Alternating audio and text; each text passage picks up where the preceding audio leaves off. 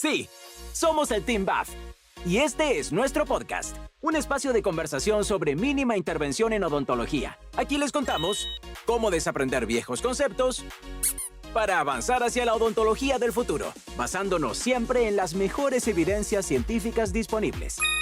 Bienvenidos a Dentalmente, el podcast de Bájale a la Fresa. So much, Katy, for having this time for us. Realmente, bienvenidos a este podcast de Bájale a la Fresa. Estamos aquí en medio del IDS con gente pasando, pero que tenemos el honor de tener a Katrin Bekes con nosotros. Katrin Bekes, she's a chair of the Pediatric Dentistry Department in the University of Vienna in Austria, and the president of the Pediatric Dental Association in Germany. Is that right? Yes. Yes. Can you tell us a little about your research and your MIH developments during this last decade? I've chosen that topic. The topic has chosen me actually a lot of years ago. So because I was seeing a patient in the pediatric dentistry unit at my former university in Halle, which is close to Berlin, and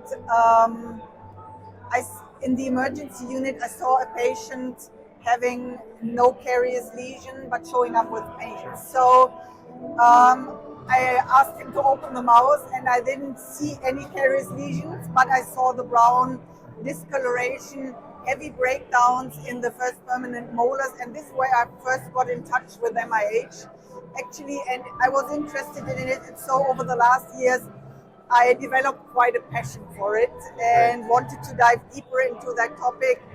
And yeah, now this is one of my main topics. Yeah, that's fantastic. Because I have been talking about this morning about this issue that in some countries is not well diagnosed, or maybe not many dentists are aware of this condition, and they confuse them with caries, and they restore it as a caries lesion, but the approach will not be the same because it's a quite challenging scenario. Yes, that's totally right. And I think we still need to get more sensitivity of the general dentist that we have this condition, that we have this disease, and that not only in pediatric dentistry we are dealing with patients having MIH because of the huge prevalence. Right now we are assuming that every seventh child worldwide is affected. So it's going to be a situation which can also pop up in general dentistry as well, where you have the family dentist. And so every dentist should be aware of this condition, should know how to diagnose, what to look for, and should know that right now we are in the lucky position to have very established therapy concepts. So we are in a totally different situation than like 15 or 20 years ago. Although we know the condition for 24 years now, it's a very young condition. Yeah. We know caries for hundreds of years. We have very good therapy concepts. We can help the children immediately, but we need to get more awareness in general dentistry. Right. One of those topics, of course, cover the Würzburg concept. Yes. And please let me know if I pronounce it properly, because this is the name of a city. Yes. Where you meet together with other experts. Yes. In order to raise awareness and create some guidelines around the MIH, and also incorporating what we are trying to foster in the mini residency, that we promote minimal intervention and strategies to treat those conditions. Yeah, so the concept was developed in 2016, so it's next year we will have our 10 years anniversary. And at that time point, we already had approaches, of course, to treat MIH. We knew how to categorize, how to do severities, but we had the huge problem at that time point. You could diagnose, you could make the decision on the severity, but nobody told you how can I treat the patient having this severity grade. And we wanted to close that gap at that time point. So first of all, we invented a clinical index, the treatment need index, which was not only considering post-eruptive breakdown, but also hypersensitivity, because what we have learned over the years, hypersensitivity and pain is also a very strong symptom. It should be considered as a key symptom. So we developed the treatment needs index, and secondly, the concept covering all the stages of treatment, starting from prophylaxis. Every MIH tooth needs prophylaxis, and then going deeper and deeper into the invasive techniques and into the different approaches. And the Würzburg concept, the treatment plan, covers all of it. Nevertheless, it was developed in 2016. A lot has happened. We have much more knowledge than in 2016, so this is why we adapted it last year. Yeah, and I think, it's a huge challenge, especially due to the fact that it incorporates some, for us at least in Latin America, new technologies, resin infiltration, Okay, yeah. the use of glass ionomer as an intermediate restoration to think about, to extract or to preserve, and that preservation might come with a lot of burden, Yes. a financial burden for the families. Yes. So there's always that, paradigm of extracting or preserving, and Yes. for many people it becomes a real Yeah.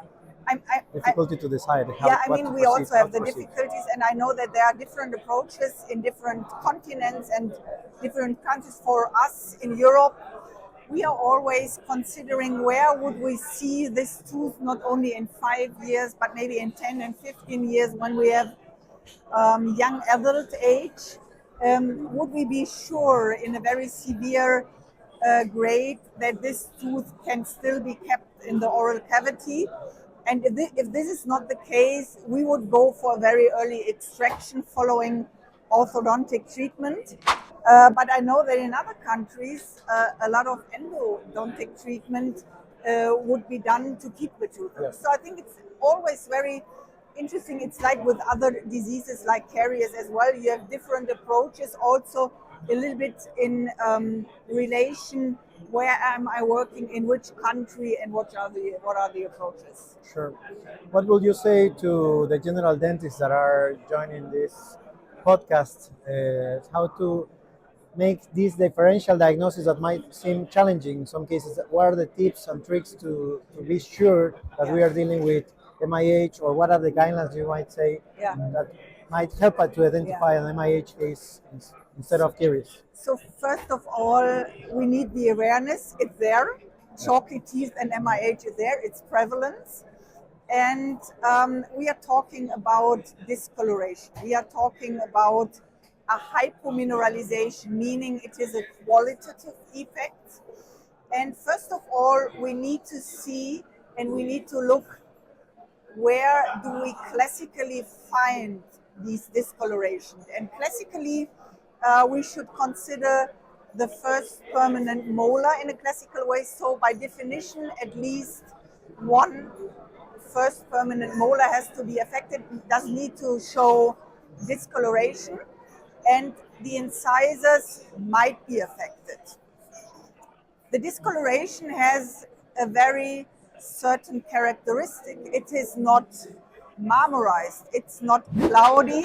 We are looking for a discoloration on the first permanent molars and also on the incisors. The incisors do not necessarily have to be affected, and the discoloration has special characteristics. It is demarcated, meaning we can really clearly, sharply see the borders, where's the hypomineralization, where's the discoloration, and where is the healthy enamel. So with comparison to fluorosis, to other structural developmental defects, it's the molars and maybe the incisors, it's demarcated opacities, and it does not necessarily have to be symmetrical. No. So for fluorosis, for example, we also have a noxus at a certain time point, but interestingly, if this noxus would be also in the first years of life, we would see fluorosis in every incisor and in every molar. So this is one of the differences. Yes, and I think the huge challenge behind the MIH is when these kids come with so much sensitivity that they are even unable to brush or to drink a glass of water. Yes, yes. So how can we manage those difficult cases? So we always say there are sensitive teeth in sensitive children. Yeah. So what we need to do is to help them immediately.